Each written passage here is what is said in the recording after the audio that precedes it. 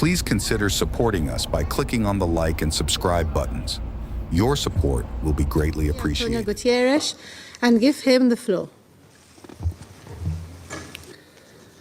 Madam President, Excellencies, the Middle East is on the brink. The people of the region are confronting a real danger of a devastating full-scale conflict. Now is the time to defuse and de-escalate.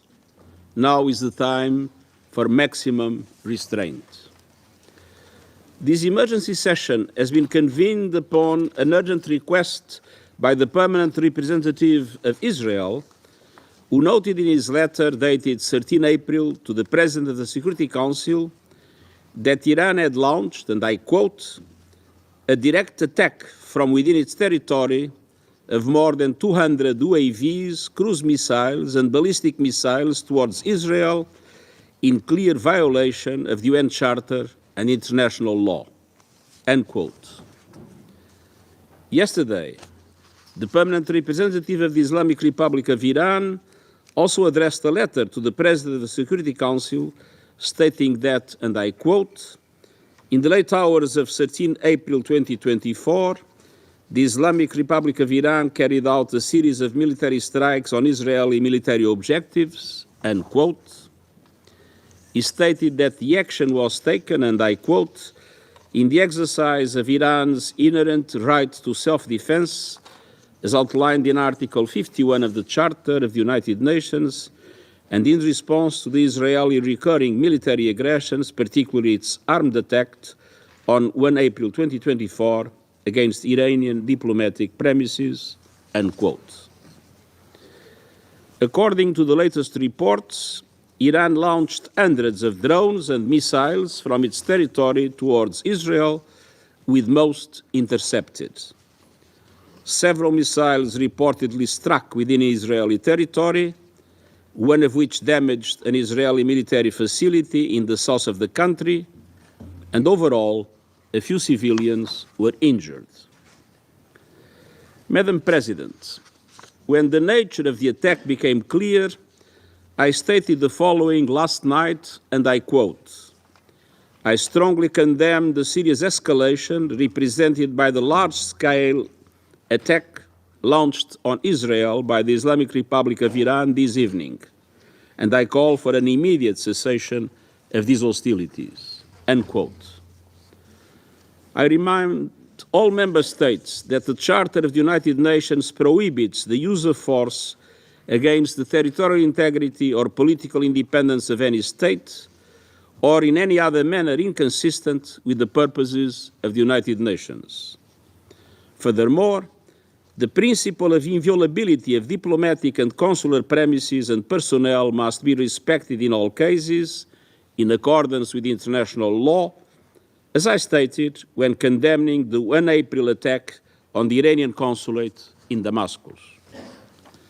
Madam President, it's time to step back from the brink. It's vital to avoid any action that could lead to major military confrontations on multiple fronts in the Middle East. Civilians are already bearing the brunt and paying the highest price.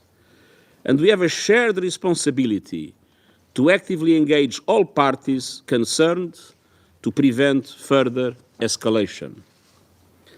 As the Friendly Relations Declaration of 1970 states, acts of reprisal involving the use of force are barred under international law.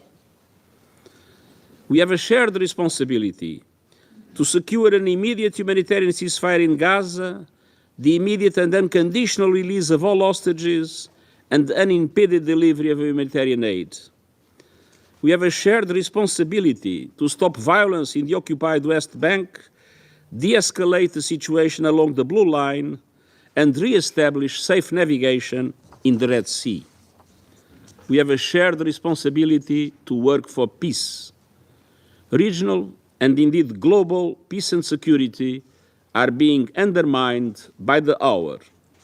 Neither the region nor the world can afford more war. Thank you. I thank the Secretary General for his briefing. And our partners for standing with us in defending Israel against the Ayatollah regime indiscriminate attacks. Yet, the fact that Israel's air defense proved to be superior does not change the brutality of the Iranian attack. Iran can no longer hide behind its proxies. It has now exposed itself as the terror exporting pariah state that it is, and it must, from now on, be treated as such. It's not enough to remove Iran from the UN Commission on the Status of Women. Iran is the world's worst human rights violator, and such a regime cannot hold any UN position. No more red carpet treatment here at the UN. No more appeasement. Today, the Council must take action. Condemn Iran for their terror, trigger the snapback mechanism and reimpose crippling sanction, designate the Iranian Revolutionary Guard Corps as a terror organization. Action must be taken now, not for Israel's sake, not for the region's sake, but for the world's sake. Stop Iran today. Thank you, Madam President. I thank the representative of Israel and pass the floor to the representative of the Islamic Republic of Iran. Thank you. In the name of God, the compassionate and merciful, Madam President, as we informed in our letter last night in response to the Israeli regime's recurring military aggression, particularly its armed attack on 1st April 2024 against Iranian diplomatic premises, a defiance of Article 2 of the Charter of the United Nations, the armed forces of the Islamic Republic of Iran carried out a series of military strikes on Israeli military objectives with dozens of missiles and drones. Iran's operation was entirely in the exercise of Iran's inherent right to self-defense as outlined in Article 51 of the Charter of the United Nations and recognized by international law. This concluded action was necessary and proportionate. It was precise and only targeted military objectives and carried out carefully to minimize the potential for escalation and prevent civilian harm. Madam President, we thank those members of the Council who condemned the Israeli armed attack against our diplomatic premises in Syria. Regrettably, in this chamber, certain members of the Council, including the US, UK, and France, has chosen once again to turn a blind eye to reality and overlook the root causes contributing to the current situation. In hypocritical behavior, these three countries falsely blamed and accused Iran without considering their own failures to uphold their international commitment to peace and security in the region. They made unsuccessful attempts to use lies, manipulate the narrative, spread disinformation, and engage in a destructive blame game. All the while, they deliberately disregarded Iran's inherent right to respond to the violation of a fundamental principle of international law, the inviolability of diplomatic representative and premises. Moreover, they ignored the underlying root causes of the current situation in the region. For over 6 months now, these countries, especially the United States, have shielded Israel from any responsibility for the Gaza massacre, while they have denied Iran inherent right to self-defense against the Israeli armed attack on our diplomatic premises. At the same time, they shamefully justified the Israeli massacre and genocide against the defenseless Palestinian people under the pretext of self-defense. They made cynical attempt to justify and cover up the atrocities of the Israeli regime against the people of Palestine by arbitrary and misleading interpretation of self-defense. Madam President, following the Israeli regime cowardly terrorist and armed attack against our diplomatic premises in Damascus, the Syrian Arab Republic, on the 1st of April, We notified the UN Security Council and Secretary General of such international wrongful act, as well as of Iran's inherent right under international law to respond to such terrorist armed attack. Also, in a phone conversation with the UN Secretary General on 2nd April, Iran Foreign Minister discussed the situation and called for taking appropriate action and a strong condemnation from the international community for this horrific crime.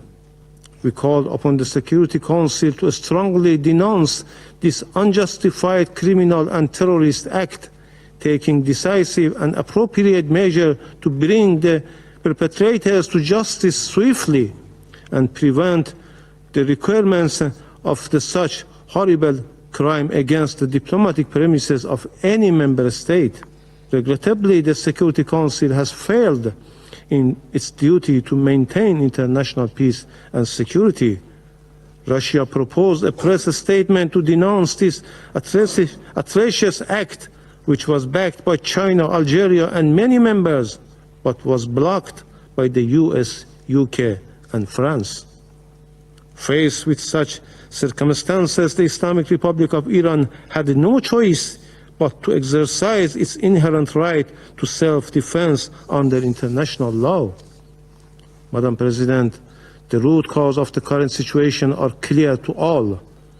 From the start of the Israeli war against Palestinian people in Gaza, more than 34,000 civilians, two-thirds of them children and women, have been killed. All civilian infrastructures have been targeted and destroyed by Israel. Even humanitarian workers have not been immune from the military attacks of this rough regime. The absence of accountability and conscious inaction faced with the Israeli genocide and war crimes against the Palestinian people has only emboldened this regime to continue its violation unchecked.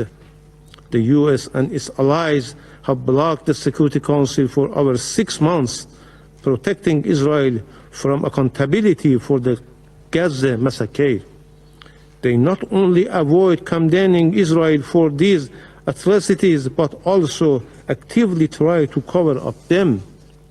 Their sole priority is supporting and defending Israel, regardless of the consequences and at all costs. Despite international pressure and UN Security Council resolution calling for a ceasefire, Israel has defied this resolution. Rather, its focus remains on committing more atrocious crimes, showing no regard for international legal obligation. Madam President, this lawless regime has committed many atrocious crimes against our people.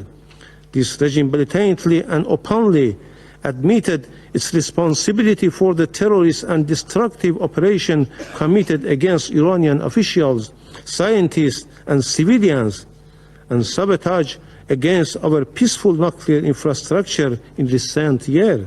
This Israeli regime even made explicit threats to use nuclear weapons against a sovereign member state of the United Nations. This terrorist regime is responsible for all criminal and terrorist acts committed against Iran and must bear the consequences. The Islamic Republic of Iran has warned time and again about the repercussions of the malicious activities of the regime on regional and international peace and security. Iran has exercised maximum restraint. Now it is time for the occupying regime to bear full responsibility for its consequences. This regime cannot avoid accountability. Madam President, Israel's ongoing destabilized and irresponsible action and atrocities against the nation in the region are a real threat to regional and international peace and security. The Israeli Prime Minister's policy seeks to expand and escalate the conflict in the region to stay in power. The member of the Security Council must not allow such an august body, the Security Council, to be held hostage to the ambitions of such a belligerent regime. It is time for the Security Council to shoulder its responsibility and address the real threat to international peace and security. The Security Council must promptly fulfill its duty under Chapter 7 of the Charter in response to Israeli reckless defiance. It must take urgent and punitive measures to compel this regime to stop its genocide and massacre against the people of Gaza and uphold its obligation, especially fully implement the UN Security Council resolution and legally binding orders of the International Court of Justice. The main and long-standing threat to the peace and security of our region is well known to all, and the attempts to conceal it through disinformation, a smear campaign, or baseless accusation against others are pointless and unfounded. Iran is never seeking to contribute to the spillover of the conflict in the region, nor does it to escalate or spread the tension to the entire region. Contrary to unfounded claims, Iran has no proxy in the region. No individual, group, or country act at the Iran behest. The US and Israeli regime attempt to label the resistance group in the region as the proxies or terrorists. Their sinister aim is only to justify and legalize their malicious and destabilized activities in the region. The resistance group are not proxies or terrorists. They are legitimate and are only fighting against the occupation and aggression of Israel in Gaza and occupied Palestine territories and of the US in the region. International law recognized such legitimate rights against any occupation and aggression. Instead, the US and the UK are fully responsible for all its decades-long aggressions and other crimes and unlawful measures in our region. Furthermore, they are responsible for all crimes of the Israeli regime, as it cannot commit any of such savage crimes in Gaza without the consent, order, and all-out political, financial, and military support of and a collaboration with the United States and the UK. We reject the allegation made by the Israeli regime at this meeting. Such false and unfounded claims don't merit to response. Madam President, as a responsible member of the United Nations, the Islamic Republic of Iran is committed to the purpose and principles enshrined in the Charter of the United Nations, reaffirms once more its commitment to the maintenance of international peace and security. The Islamic Republic of Iran reiterates its consistent position that it does not seek escalation or war in the region, while warning about any further military provocation by the Israeli regime. The Islamic Republic of Iran reaffirms its unwavering determination to defend its people, national security and interests, sovereignty and territorial integrity against any threat or act of aggression, and to respond to any such threat or aggression vigorously and in accordance with international law. The Islamic Republic of Iran will not hesitate to exercise this right when required. Madam President, Excellencies, Iran has no intention of engaging in conflict with the US in the region. We demonstrated our commitment to peace by exercising our restraint about involving the US Army in intercepting Iranian drones and missiles bound for military targets in the occupied Palestinian territories. This underscores our dedication to de-escalating tension and avoiding the expansion of conflict. However, if the US initiate military operation against Iran, its citizen, or its security and interests, Iran will use its inherent right to respond proportionately. I thank you. I thank the representative of the Islamic Republic of Iran. Please consider supporting us by clicking on the like and subscribe buttons. Your support will be greatly appreciated.